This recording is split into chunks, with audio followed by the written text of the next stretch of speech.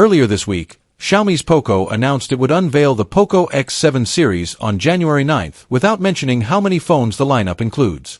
But we now have official confirmation that there are two phones, Poco X7 and Poco X7 Pro.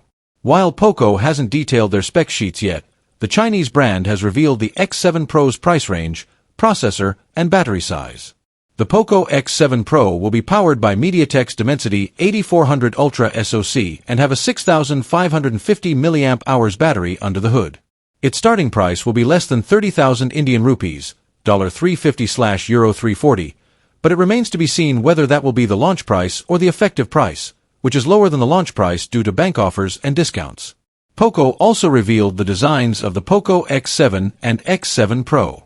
The Poco X7 has a faux leather back panel sporting 3 cameras, while the Poco X7 Pro features 2 cameras, with that black-yellow dual-tone design reminding us of the Realme 10 Pro Coca-Cola edition.